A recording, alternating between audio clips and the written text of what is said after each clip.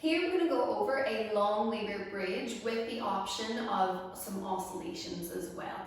So all you need is a foam roller. If you don't have a foam roller, you can use like a ledge, the likes of a step, maybe a couple of books just to raise your foot up on it.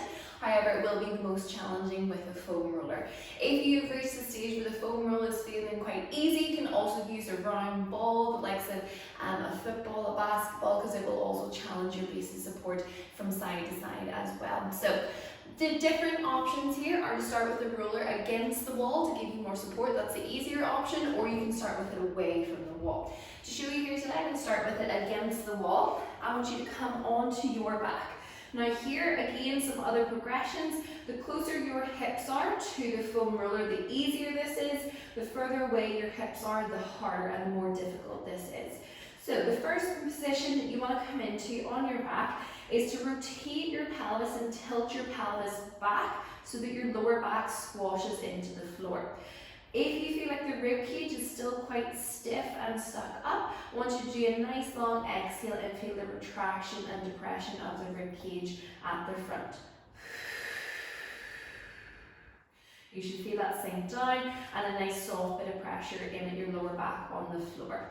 You want the middle of your foot to be on the roller, so not right up onto the toes, or not so that your heel is digging down towards the floor. You want that pressure with your feet to be pushing directly down into the roller as opposed to 45 degrees into the wall.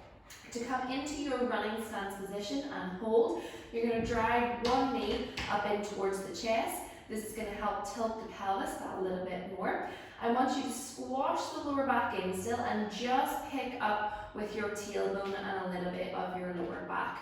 You're not coming up super high. I still have all of my rib cage touching the floor. As you're here, you're going to hold for 5 breaths in through the nose and out through the mouth. Once you've done your 5 breaths, relax the hips back down, and you can do the same on the other side. Ideally, you want to work up to where you can easily hold that for about 30 to 45 seconds and be comfortable with that.